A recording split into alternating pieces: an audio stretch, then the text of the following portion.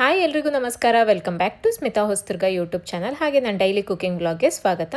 ನಾನಿವತ್ತು ಒಂದು ಹೆಲ್ದಿಯಾಗಿರೋ ರೆಸಿಪಿ ಮಾಡ್ತಾಯಿದ್ದೀನಿ. ಇನ್ನೇನು ಇವಾಗ ಬೇಸಿಗೆ ಕಾಲ ಶುರುವಾಯಿತು. ಬೇಸಿಗೆ ಕಾಲಕ್ಕೆ ಆದಷ್ಟು ತಂಪಾಗಿರೋದನ್ನೇ ತಿನ್ನಬೇಕು. ಅದಕ್ಕೆ ನಾನಿವತ್ತು ಬಾರ್ಲಕ್ಕಿ ಪಾಯಸ ಹೇಗೆ ಮಾಡ್ಕೊಳ್ಳೋದು ಅಂತ ತೋರಿಸ್ತಾ ಇದ್ದೀನಿ. ಮಾಡ್ಕೊಳ್ಳೋದು ಕೂಡ ತುಂಬಾ ಸಿಂಪಲ್ಲು, ಹಾಗೆ ಟೇಸ್ಟ್ ಕೂಡ ಅಷ್ಟೇ ಚೆನ್ನಾಗಿರುತ್ತೆ ಮತ್ತು ಆರೋಗ್ಯಕರವಾಗಿ ಕೂಡ ಇರುತ್ತೆ. ದೇಹಕ್ಕೆ ತುಂಬಾ ತಂಪು ಈ ಬಾರ್ಲಕ್ಕಿ. ಬಾರ್ಲಕ್ಕಿಲಿ ತುಂಬ ಏನೇನೋ ವೆರೈಟೀಸ್ ಎಲ್ಲ ಮಾಡ್ಕೊಳ್ಬೋದು. ಪಾಯಸ ಮಾಡ್ಬೋದು, ಗಂಜಿ ಮಾಡ್ಬೋದು, ಪೊಂಗಲ್ಲು, ಈ ರೀತಿ ಸುಮಾರು ರೆಸಿಪೀಸ್ನ ಮಾಡ್ಬೋದು. ಆದರೆ ನಾನಿವತ್ತು ಬಾರ್ಲಕ್ಕಿಲಿ ಪಾಯಸ ಹೇಗೆ ಮಾಡೋದಂತ ತೋರಿಸ್ತಾ ಇದ್ದೀನಿ. ಸೊ ಲೇಟ್ ಮಾಡೋದು ಬೇಡ, ಇವಾಗ ವಿಡಿಯೋನ ಸ್ಟಾರ್ಟ್ ಮಾಡೋಣ. ಬಾರ್ಲಕ್ಕಿ ಪಾಯಸ ಮಾಡ್ಕೊಳ್ಳೋಕ್ಕೆ ಮೊದಲಿಗೆ ನಾನಿಲ್ಲಿ 1 ಕಪ್ಪಷ್ಟು ಬಾರ್ಲಕ್ಕಿನ ಒಂದು ಬೌಲಿಗೆ ಹಾಕ್ಕೊಳ್ತಾ ಇದ್ದೀನಿ. ಇದು ಕ್ವಾಂಟಿಟಿ ಜಾಸ್ತಿ ಆಗುತ್ತೆ, ಸೊ ನೋಡಿಬಿಟ್ಟು ಅಕ್ಕಿ ನಿಮಗೆ ಎಷ್ಟು ಬೇಕೋ ಅಷ್ಟು ಹಾಕ್ಕೊಳ್ಳಿ. ಮಾಮೂಲಿ ಗ್ರಾಸರಿ ಶಾಪ್ಗಳಲ್ಲಿ ನಿಮಗೆ ಈ ಬಾರ್ಲಕ್ಕಿ ಸಿಗುತ್ತೆ. ಇದನ್ನು ಒಂದು 2ರಿಂದ 3 ಸರಿ ಚೆನ್ನಾಗಿ ತೊಳಿಬೇಕು. ಅಕ್ಕಿ ಚೆನ್ನಾಗಿ ತೊಳೆದಿದ ನಂತರ ಈ ನೀರನ್ನ ಚೇಂಜ್ ಮಾಡಿಬಿಟ್ಟು ಬೇರೆ ನೀರನ್ನು ಹಾಕಿ ಮಿನಿಮಮ್ ಒಂದು 3 ಗಂಟೆ ಆದರೂ ನೆನೆಸಿಡಬೇಕು. ಇದು ದಪ್ಪ ಅಕ್ಕಿ ಆಗಿರೋದ್ರಿಂದ ನೆನೆಸ್ಬಿಟ್ಟೆ ಮಾಡಬೇಕಾಗತ್ತೆ. ಇಲ್ಲ ಅಂತ ಅಂದರೆ ಇದು ಚೆನ್ನಾಗಿ ಬೇಯೋದಿಲ್ಲ. ಹಾಗಾಗಿ ನಾನು ಒಂದು 3 ಗಂಟೆ ನೆನೆಸಿಡ್ತೀನಿ. ಇಲ್ಲ ಅಂದರೆ ನೀವು ಬೆಳಗ್ಗೆ ಮಾಡೋದಿದ್ರೆ ಓವರ್ನೈಟ್ ನೆನೆಸಿಟ್ಟು ಮಾಡಿಕೊಂಡ್ರು ಕೂಡ ಚೆನ್ನಾಗಾಗುತ್ತೆ. ಆದರೆ ಮಿನಿಮಮ್ 3 ಗಂಟೆ ಆದರೂ ನೆನೆಸಿಡಬೇಕು. ನಾನೊಂದು 3 ಗಂಟೆ ಆದ ನಂತರ ತೋರಿಸ್ತಾ ಇದ್ದೀನಿ. ನೋಡಿ, ಇಲ್ಲಿ ಅಕ್ಕಿ ಎಲ್ಲ ಚೆನ್ನಾಗಿ ನೆಂದಿದೆ. ಇವಾಗ ನೀರನ್ನು ತೆಗೆದುಬಿಟ್ಟು ಇದನ್ನು ಕುಕ್ಕರಿಗೆ ಹಾಕ್ಕೊಳ್ತೀನಿ.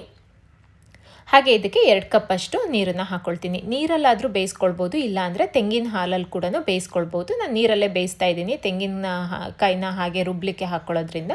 ಸೊ ನೀರಲ್ಲಿ ಬೇಯಿಸ್ಕೊಳ್ತೀನಿ. ಒಂದು 3 ವಿಸಲ್ಲಾದರೂ ಕೂಗಿಸ್ಕೊಳ್ಬೇಕು. ಇದನ್ನು ಸಾಫ್ಟಾಗಿ ಬೇಯಬೇಕು. ಹಾಗಾಗಿ ಒಂದು 3 ವಿಸಲ್ಲಾದರೂ ಕೂಗಿಸ್ಕೊಳ್ಬೇಕು. ಒಂದು 3 ವಿಸಲ್ ಆದ ನಂತರ ನಿಮಗೆ ತೋರಿಸ್ತಾ ಇದ್ದೀನಿ. ಕುಕ್ಕರ್ ಕೂಡ ಇವಾಗ ತಣ್ಣಗಾಗಿದೆ. ಚೆನ್ನಾಗಿ ಬಾರ್ಲಕ್ಕಿ ಎಲ್ಲ ಬೆಂದಿದೆ. ಈ ರೀತಿ ಸಾಫ್ಟಾಗಿ ಬೇಯಬೇಕು. ಆವಾಗಲೇ ಹೇಳ್ದಂಗೆ ಅಕ್ಕಿ ದಪ್ಪ ಆಗಿರೋದ್ರಿಂದ ಇದು ತಿನ್ಲಿಕ್ಕೆ ಬರೋದಿಲ್ಲ. ಹಾಗಾಗಿ ಚೆನ್ನಾಗಿ ಇದನ್ನು ಸ್ಮ್ಯಾಶ್ ಮಾಡ್ಕೊಳ್ಬೇಕು.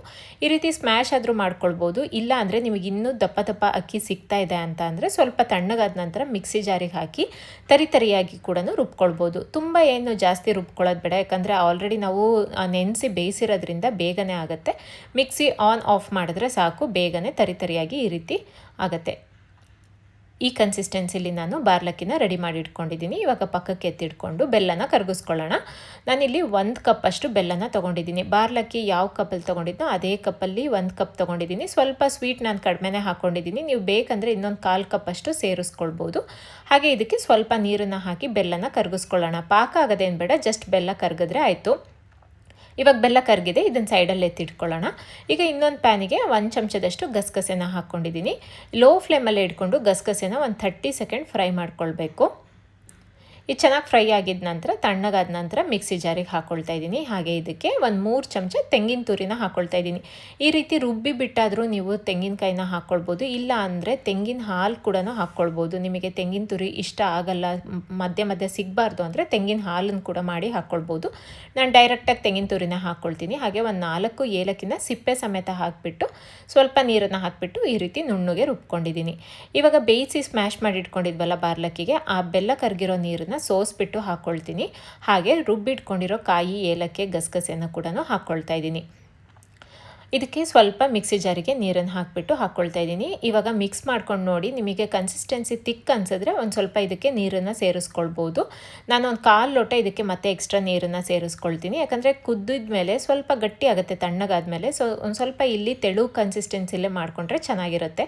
ಇವಾಗ ಎಲ್ಲದನ್ನು ಚೆನ್ನಾಗಿ ಮಿಕ್ಸ್ ಮಾಡಿಕೊಂಡು ಮೀಡಿಯಮ್ ಫ್ಲೇಮಲ್ಲಿ ಇಟ್ಕೊಂಡು ಒಂದು 2 ಕುದಿ ಕುದಿಸ್ಕೊಳ್ಬೇಕು. ಮಧ್ಯದಲ್ಲಿ ಕೈ ಆಡಿಸ್ತಾ ಇರಿ, ಇಲ್ಲಾಂದರೆ ತಳ ಹಿಡಿದು ಬಿಡುತ್ತೆ ಕಾಯೆಲ್ಲ ಹಾಕಿರೋದ್ರಿಂದ. ಅದು ಕುದಿಯೋ ಅಷ್ಟರಲ್ಲಿ ನಾನಿಲ್ಲಿ ದ್ರಾಕ್ಷಿ ಗೋಡಂಬಿ ಕೂಡ ಹುರ್ಕೊಂಡು ಬಿಡ್ತೀನಿ. ಒಂದು ಪ್ಯಾನಿಗೆ 1 ಚಮಚ ತುಪ್ಪ ಹಾಕಿ ಒಂದು 6ರಿಂದ 7 ಗೋಡಂಬಿನ ಮುರಿದ್ಬಿಟ್ಟು ಹಾಕ್ಕೊಂಡು ಒಂದು 30 ಸೆಕೆಂಡ್ ಫ್ರೈ ಮಾಡ್ಕೊತೀನಿ, ಸ್ವಲ್ಪ ಕಲರ್ ಚೇಂಜ್ ಆಗೋವರೆಗೂ. ನಂತರ ಒಂದು 10ರಿಂದ 12 ಒಣ ದ್ರಾಕ್ಷಿನ ಹಾಕ್ಕೊಂಡ್ಬಿಟ್ಟು ಅದನ್ನು ಕೂಡ ಒಂದು 30 ಸೆಕೆಂಡ್ ಫ್ರೈ ಮಾಡ್ಕೊಳ್ತೀನಿ.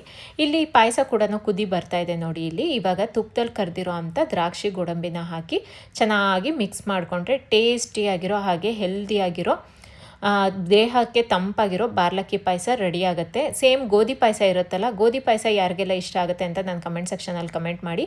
ಸೇಮ್ ಅದೇ ಟೇಸ್ಟ್ ಇರುತ್ತೆ. ಒಂದು ಚೂರು ಬಾರ್ಲಕ್ಕಿ ಪಾಯಸ ಅಂತ ಅನ್ಸೋದಿಲ್ಲ, ಆದರೆ ದೇಹಕ್ಕೆ ಕೂಡ ತುಂಬಾ ಒಳ್ಳೆಯದು. ಇದು ಗೋಧಿಯಲ್ಲಿ ಗ್ಲೂಟನ್ ಇರುತ್ತೆ. ಸೊ ಗೋಧಿ ಬದಲಿ ಈ ರೀತಿ ಬಾರ್ಲಕ್ಕಿ ಹಾಕ್ಬಿಟ್ಟು ಪಾಯಸನ ಮಾಡ್ಕೊಂಡು ನೋಡಿ, ತುಂಬ ಚೆನ್ನಾಗಿರುತ್ತೆ. ಈ ರೆಸಿಪಿ ಖಂಡಿತವಾಗ್ಲೂ ನಿಮಗೆಲ್ಲರಿಗೂ ಇಷ್ಟ ಆಗುತ್ತೆ ಅನ್ಕೋತೀನಿ. ಇಷ್ಟ ಆದರೆ ದಯವಿಟ್ಟು ನಿಮ್ಮ ಫ್ರೆಂಡ್ಸಿಗೆ, ಫ್ಯಾಮಿಲೀಸಿಗೆಲ್ಲ ಶೇರ್ ಮಾಡಿ. ಹಾಗೆ ಲೈಕ್ ಮತ್ತು ಕಮೆಂಟ್ ಕೊಡೋದನ್ನು ಕೂಡ ಮರಿಬೇಡಿ. ಯಾರೆಲ್ಲ ನನ್ನ ಚಾನಲ್ನ ಹೊಸದಾಗಿ ನೋಡ್ತಾ ಇದ್ದೀರೋ ಅವರೆಲ್ಲ ಈಗಲೇ ಹೋಗಿ ಸಬ್ಸ್ಕ್ರೈಬ್ ಮಾಡಿಕೊಂಡು ವೀಡಿಯೋಸ್ನ ನೋಡಿ. And thank you for watching.